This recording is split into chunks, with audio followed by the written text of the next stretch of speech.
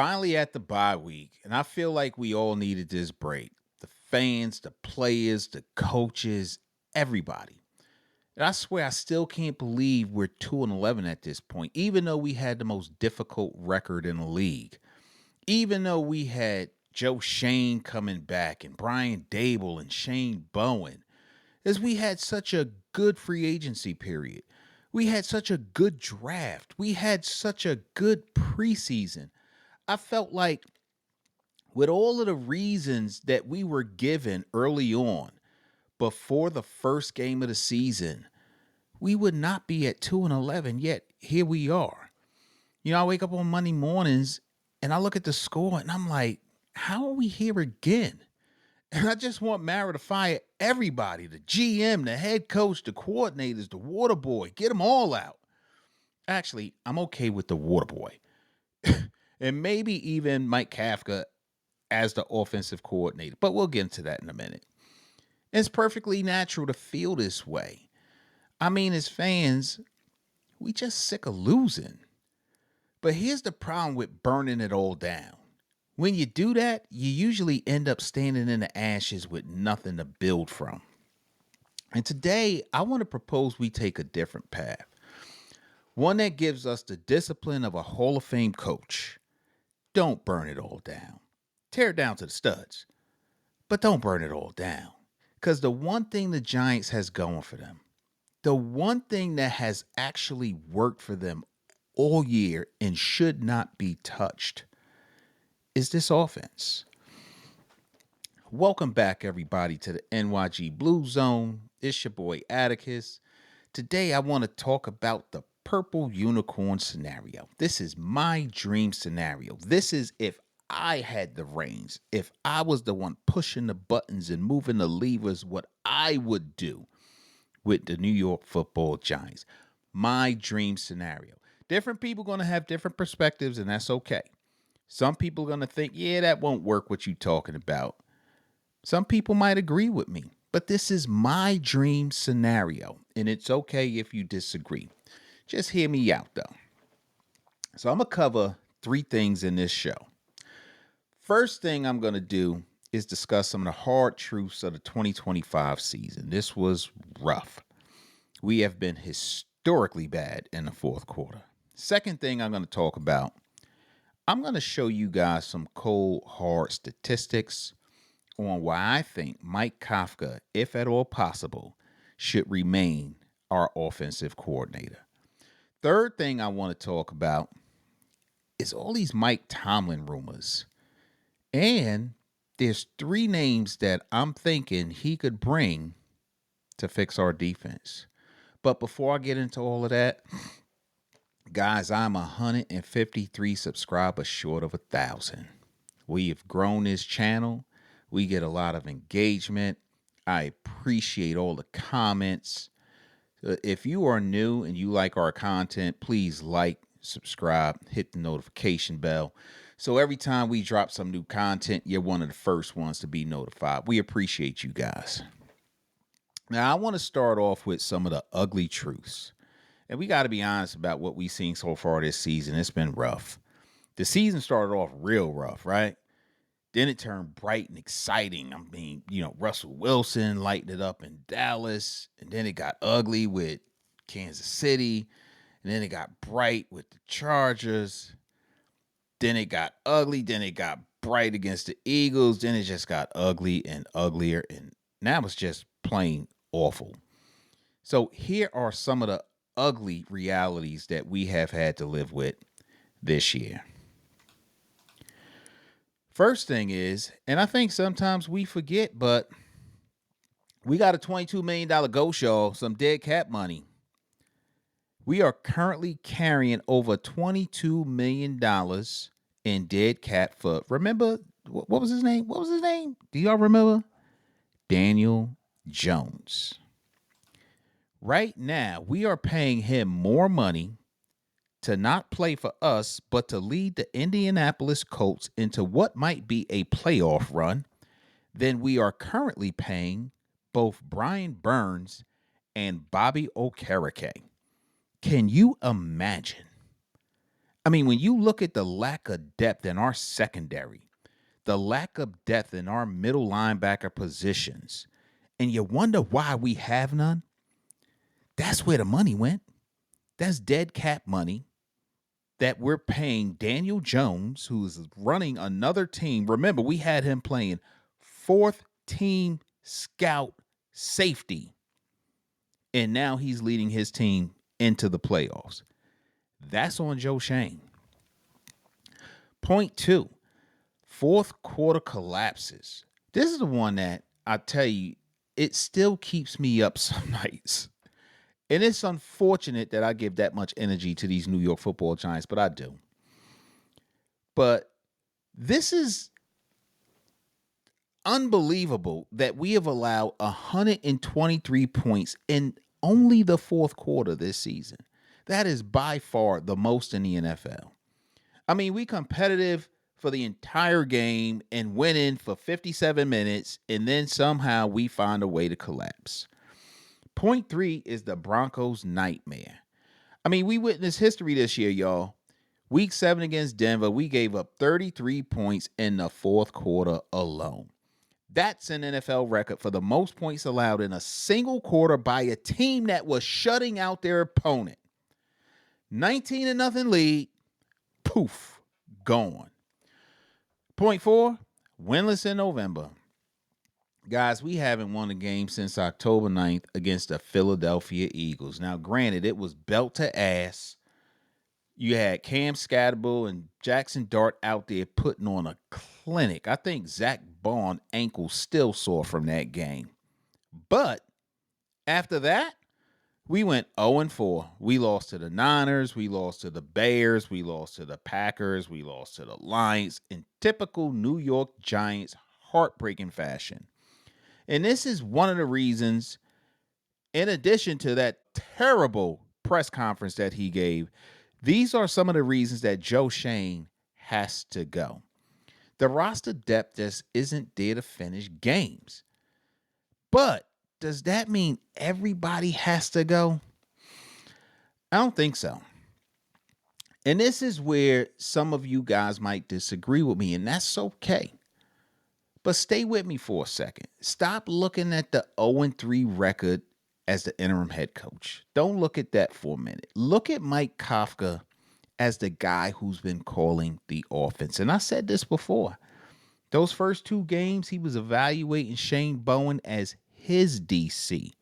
He made the call. He was not the guy. And he released him and elevated Charlie Bullen. Clearly, that didn't work out going against the New England Patriots, who were 10-2 and just very good. But let's look at Mike Kafka and how he's been calling the offense.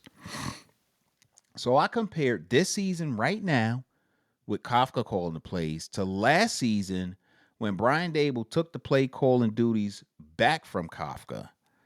And the numbers just don't lie. Let's look at the yards. In 2024, under Dable, we averaged 294 yards per game. We were 30th in the league. We were moving in mud, stuck in quicksand. It was treacherous.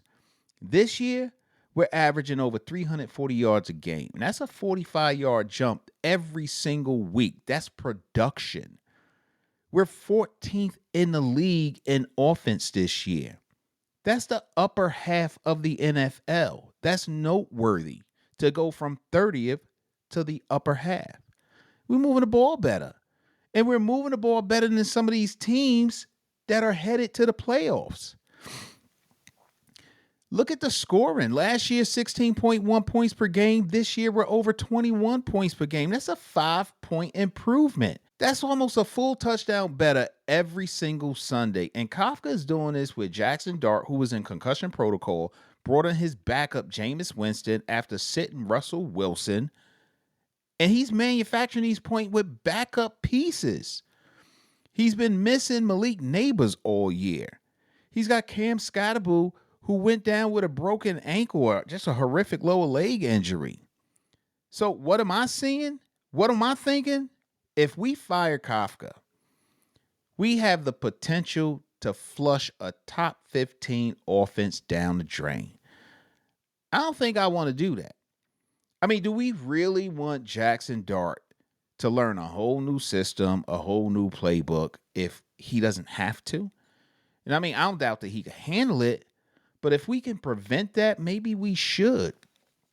Personally, I'd prefer to keep him in the same system because he is flourishing in this system. So, how do we keep Kafka but fix the discipline? That's where we enter Mike Tomlin.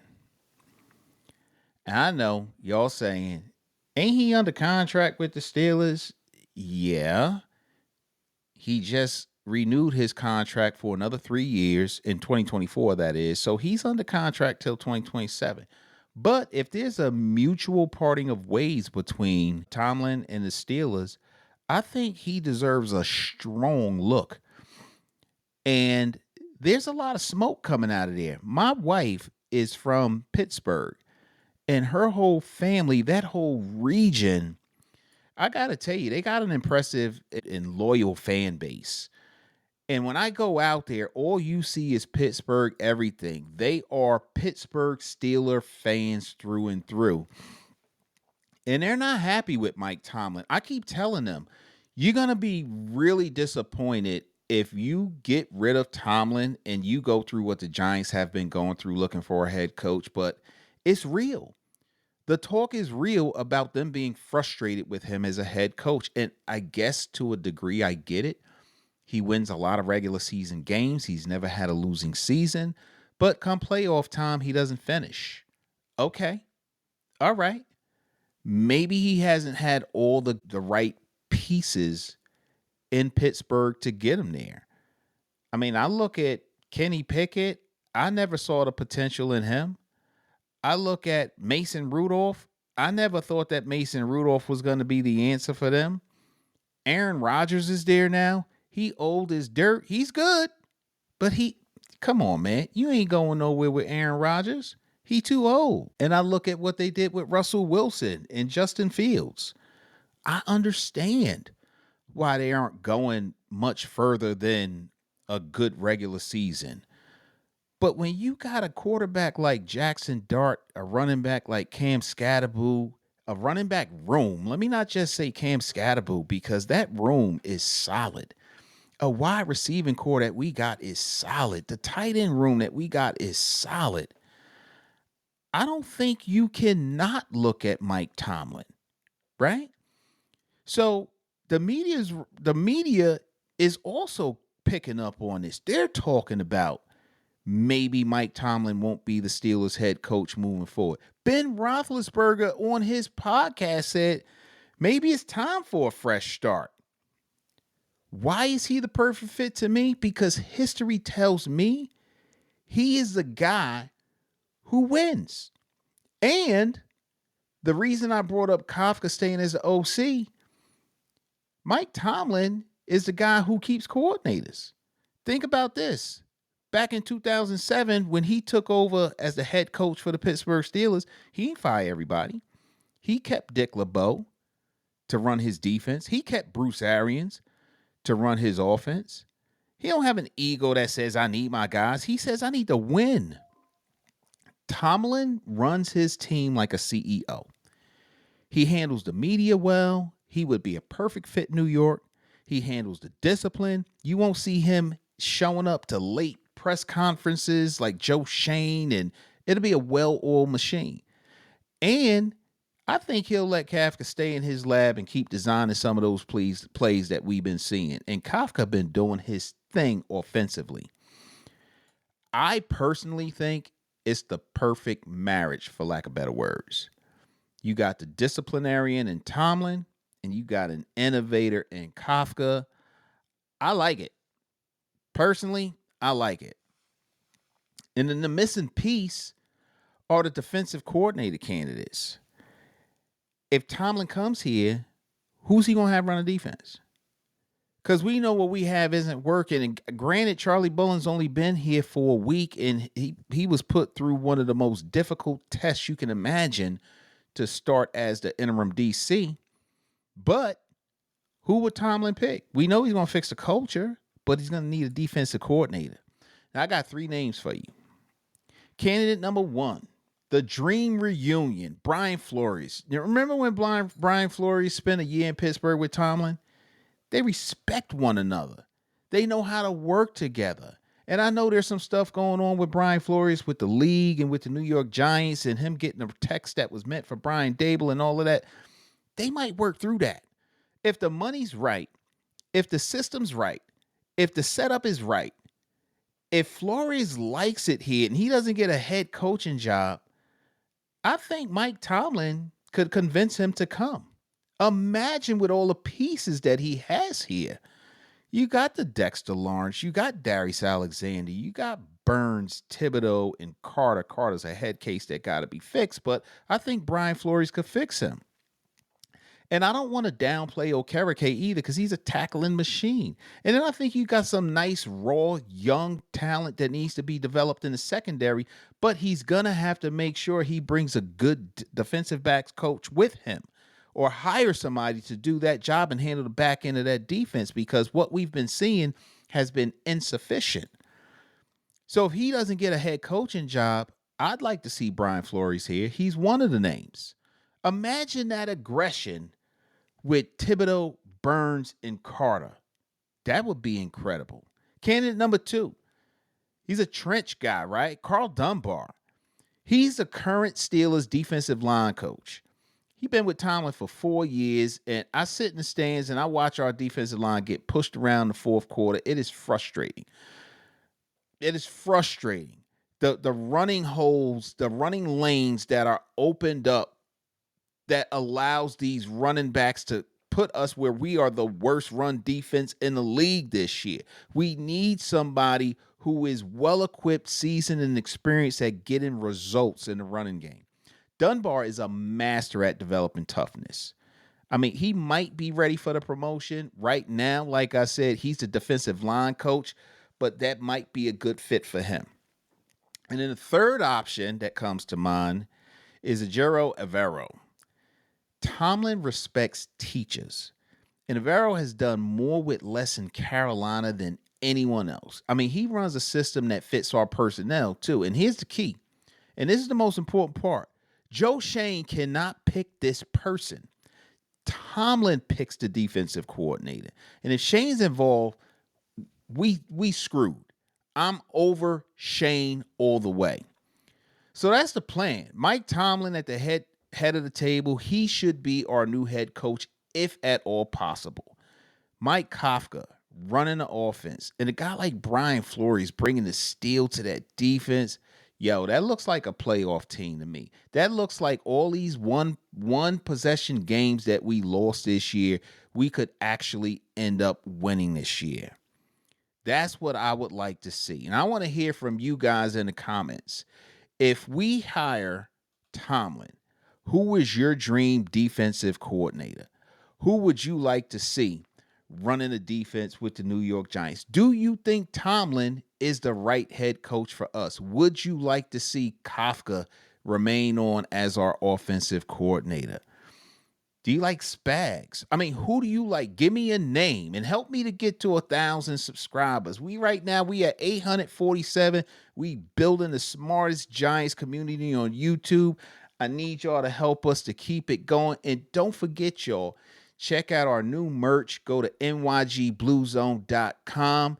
And for our first 5 sales, we're going to send you a free NYG Blue Zone coffee mug. So once you make that purchase, I'll have your information. I'll make sure I send you a mug. Thanks for spending some of your day with us. We appreciate y'all. Go Big Blue. Yeah, a lot of girls probably crying from my old high school. Look, they see me everywhere they go. I probably would too. Look, crossed over to the Jordan man like I'm Michael. Yeah, eating blessings so much I might need lipo. Yeah, tailored for the doves like I'm walking in chucks. Yeah, it's just in this plan, man, I see all y'all shook.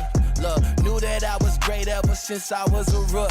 Man, all y'all singles making me look good. Okay, praise to the Most High, yeah, that's Jesus. Look, but when it come to this rap thing, I can't lose. Yeah, back-to-back number ones, that's the thing greats do. Yeah, tell them boys that ain't nothing I can't do. It's my year. It's my year.